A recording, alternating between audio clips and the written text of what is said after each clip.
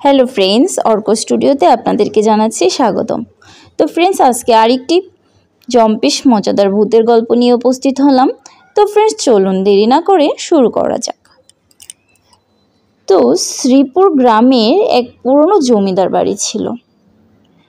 বর্ষার এক অন্ধকার রাত ছিল সময়টা। লোকটির নাম ছিল শরৎ। শরৎ তার ছেলেবেলার বন্ধু রাজীবকে নিয়ে শহর থেকে শ্রীপুরে এসেছিল। শুনেছিল তার দাদুর পুরনো জমিদার বাড়িটা নাকি এখন খালি পড়ে আছে। কেউ আর নাকি সেখানে থাকে না। চারপাশে গুজব, ওই বাড়িতে নাকি ভূত আছে। রাজীব এমন কথা শুনে হাসতে লাগলো। ভূত কিছুই না, সে ভূততে বিশ্বাস করে না। পুরনো বাড়ি বলে ভয় লাগে সবার। তারা ঠিক করলো সেদিন রাতে ওই বাড়িতেই থাকবে। তো বাড়িটার সামনে পৌঁছেই দুজনের গা ছমছম করে উঠল। ভাঙ্গা একটা গেট, লতাপাতা জড়ানো দেয়াল আর কুয়াশায় ঢাকা উঠোন, একেবারে সিনেমার মতো দৃশ্য। বাড়ির ভেতর ঢুকতেই একটা পুরনো ঘড়ির শব্দ ভেসে এলো। Tick tick tick. ঘড়িটা এক জায়গায় দাঁড়িয়েছিল, কিন্তু অদ্ভুতভাবে চলছিল, অথচ বাড়িতে তো বিদ্যুৎই ছিল না। হঠাৎ তখন এক ঠান্ডা বাতাস এসে মোমবাতিটা নিভিয়ে দিল। চারপাশটা গুটগুটে অন্ধকার। রাজীব বলল, আরে কিছু না, হাওয়ার জন্য হয়তো নিভে গেছে। ঠিক তখনই সিঁড়ির দিক থেকে কে যেন ধীরে ধীরে নিচে নামতে লাগলো। ঠক ঠক ঠক শব্দ হলো। দুজনেই স্তব্ধ হয়ে আছে। কে নামছে সিঁড়ি দিয়ে?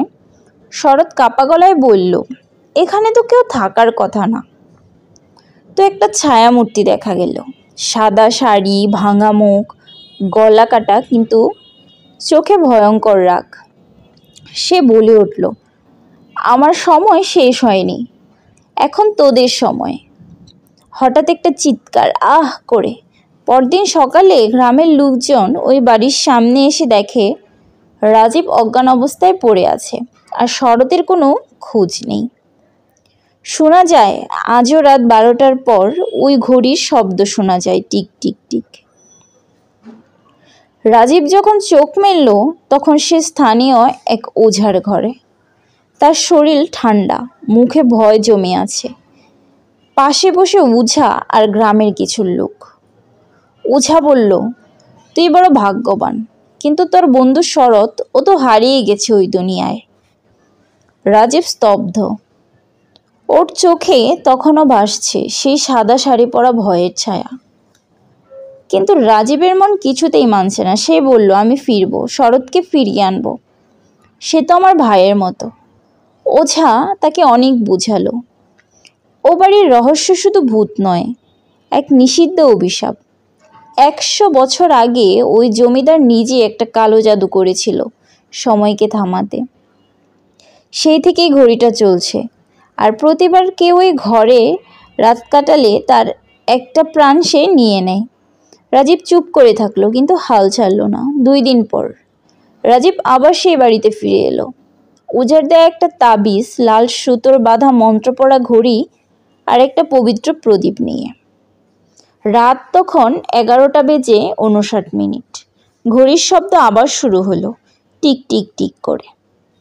হঠাৎ ঘড়ির কাঁটা ঘুরে গেল উল্টো দিকে, এক ঝাপটা হাওয়ায়, আর রাজীব ফিরে গেল সেই রাতটাতে যেদিন শরৎ হারিয়ে গিয়েছিল। ঘরের মাঝে এবার সে দেখল শরৎ একটা আয়নার সামনে আটকে আছে।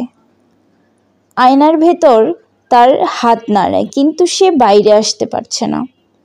সেই ছায়ামূর্তি আবার হাজির। এবার তার মুখে কাটার মতো ফেটে গেছে, চোখে রক্ত। সে চিৎকার করে বলে, তুই কেন ফিরলি? আবারও তুই যাবি আমার সঙ্গে? রাজীব ভয় পায় না। সে প্রদীপটা উঁচু করে ধরে আর বলে, তুই অভিশপ্ত আত্মা, তোর সময় থেমে গেছে, কিন্তু আমরা এখন চলমান সময়ের সন্তান। ঘড়ি ভেঙে ফেলে সে। একটা বিশাল বিস্ফোরণ।